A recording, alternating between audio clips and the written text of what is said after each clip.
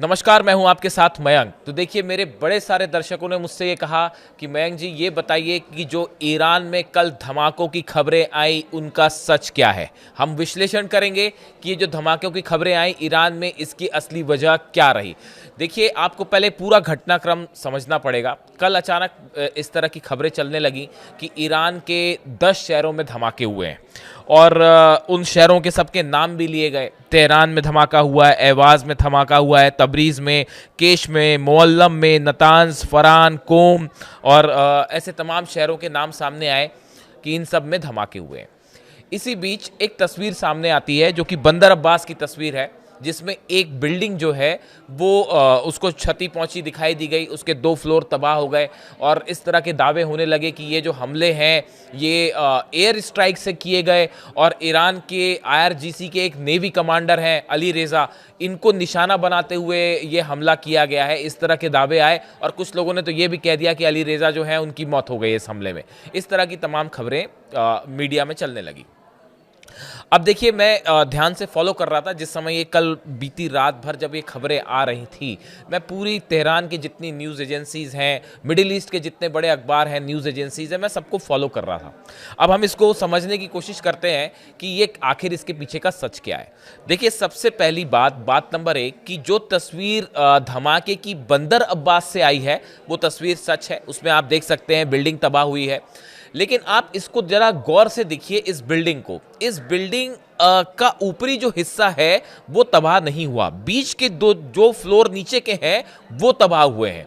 यानी ये किसी भी तरह का मिसाइल अटैक नहीं था, ये क्रूज मिसाइल अटैक नहीं था। बात नंबर 1, जिस तरह के दावे हुए कि ईरान पर मिसाइल हमला हो गया, बिल्कुल ऐसा नहीं था। अगर क्रूज मिसाइल फायर की जाती तो ये पूरी की पूरी बिल्डिंग तबाह हो जाती। बात नंबर 1। बात नंबर 2, कहा गया कि ये ड्रोन अटैक हो सकता है। ये बिल्कुल भी किसी तरह का ड्रोन अटैक नहीं था, जहां तक मैं समझ पा रहा हूं, जहां तक मैं एनालाइज कर पा रहा हूं। देखिए, अगर कोई ड्रोन आके अटैक करता, यह संभव ही नहीं है कि बिल्डिंग के ऊपरी हिस्से को तबाही ना मचे। ऊपरी हिस्से में जो है वो नुकसान, बीच के 2 हिस्से में फ्लोर पे जो है नुकसान हो जाए, ऊपर की बिल्डिंग में खास नुकसान नहीं है, सिर्फ शीशे टूटे, ये संभव नहीं है। अगर आप ड्रोन से कोई बड़ा धमाका करते हैं, बॉम्ब ड्रॉप करते हैं या इस तरह का कुछ चीज होती है तो पूरी बिल्डिंग को नुकसान पहुंचता, सिर्फ 2 फ्लोर को नुकसान नहीं पहुंचता। दूसरे नंबर की बात। तीसरे नंबर की बात जो है अहम, खबर कहां से आई है? बंदर अब्बास से। बंदर अब्बास क्या है? ईरान का पोर्ट सिटी है। सबसे बड़ी मिलिट्री ड्रिल जो है हॉर्मूज में हो रही है, बिल्कुल करीब उसके बंदर अब्बास है। अगर परिंदा भी पर मारेगा यहां पे तो मिसाइल डिफेंस सिस्टम उसको खत्म कर देगा, इसमें किसी को कोई शक नहीं होना चाहिए। अमेरिका के प्लेन्स बॉर्डर से अंदर नहीं आ पा रहे, घूम के 2 बार वापस लौट गए, तो यह सोचना भी निहायती मूर्खता है कि कोई अमेरिका का प्लेन जो है वो ईरान के अंदर घुस के हमला करके लौट जाएगा। आ तो जाएगा, वापस नहीं जा पाएगा। ये ईरान की सेना कह रही है कि अगर हमला करने के लिए प्लेन अंदर आ गए ना तो उसको वापस नहीं जाने देंगे। तो वो हमला तो कर नहीं पा रहे और खबरें ये चल रही हैं कि एयर स्ट्राइक हो गई। बिल्कुल भी एयर स्ट्राइक नहीं थी, जीरो। ईरान की तरफ से जो कहा, ईरान की तरफ से जो बयान आया, मैं आपको वो भी बता दूं। The initial cause of the building accident in Bandar Abbas was a gas leak and buildup leading to an explosion.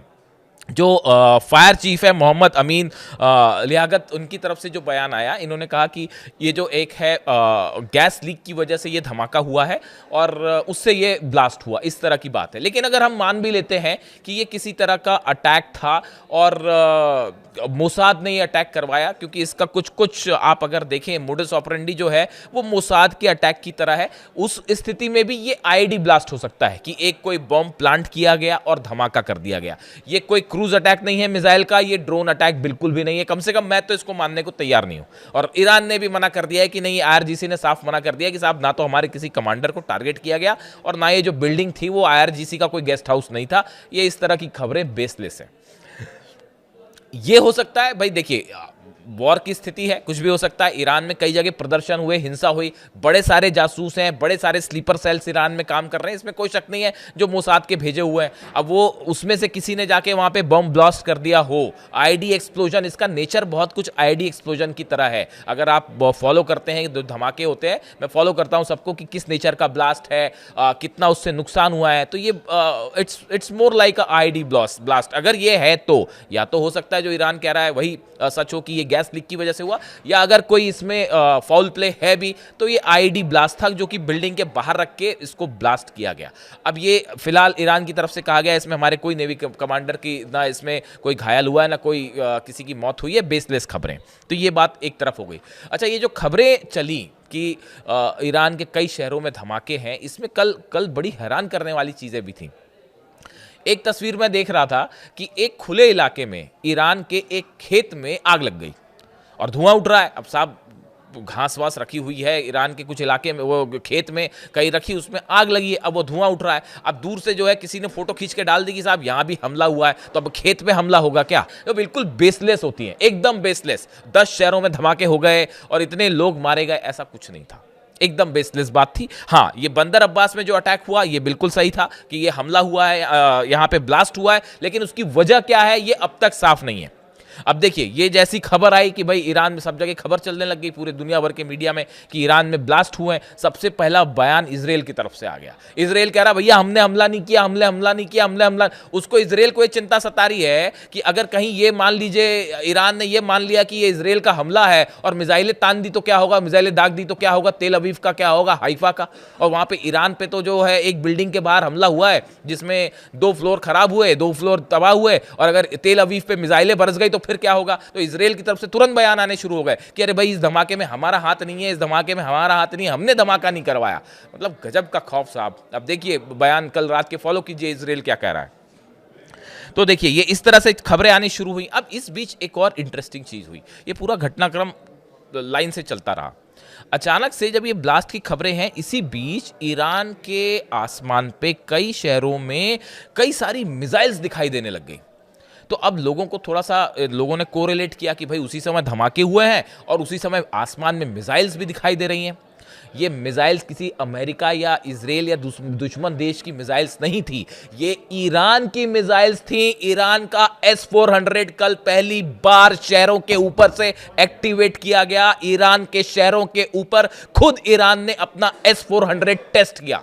मैं दावे के साथ आपको ये बात कहता हूं कि ये जो मिसाइल्स फायर की गई थी ईरान की मिसाइल्स थी। ईरान ने वॉर ड्रिल करी, एक्सरसाइज करी और S-400 सिस्टम कल पहली बार फायर किया गया और ये संदेश दिया ईरान ने कि अगर आपके F-35 अंदर घुसे, F-16 घुसे तो वापस नहीं जाने देंगे। ये संदेश दिया कल ईरान ने, ईरान की एयरफोर्स ने। और ये जो मिसाइल्स फायर की गई जिसकी तस्वीरें सोशल मीडिया में वायरल हो रही है। अब देखिए आप किसी भी देश का एग्जांपल लीजिए, अब ईरान में भी अगर लोग आम जनता को आसमान में मिसाइल्स उड़ती दिखाई दें और उसी समय ये खबरें आ जाएं कि भाई कुछ जगह धमाके हुए, अब धमाके की खबर, धमाका हुआ एक और खबर फैल गई 10 जगह धमाके हो गए। अब देखिए ऐसी स्थिति में ये एक स्वाभाविक सी बात है कि अब जो टेंशन बिल्टअप है उसके बीच में ये अनुमान लगाया जाने लगता है भाई कहीं पे अमेरिका ने हमला तो नहीं कर दिया और कहीं इजराइल ने हमला तो नहीं कर दिया, क्या अटैक शुरू हो चुका है? ऐसा कुछ नहीं था, बिल्कुल बेसलेस बात थी। दूसरी बड़ी बात कि ये S-400 फायर हो। अब देखिए इसमें एक गौर करने वाली बात है, पिछले कुछ समय में आपको समझना पड़ेगा कि कल जो धमाके की खबरें आ रही थी वो दक्षिणी इलाके से आ रही थी ईरान के, खास तौर पे जो बॉर्डर इलाका है। देखिए मैं बार बार आपको बोल रहा हूँ, जो इराक और ईरान की सीमा है ये इसके आसपास से सटे इलाकों में धमाके की खबरें आ रही हैं। इस बार अगर हमला होता है, जंग होती है, तो इराक और ईरान का जो बॉर्डर है ये सबसे अहम रोल प्ले करने वाला है, क्योंकि बाकी जगह से हमले की संभावना थोड़ी कम दिख रही है इस बार।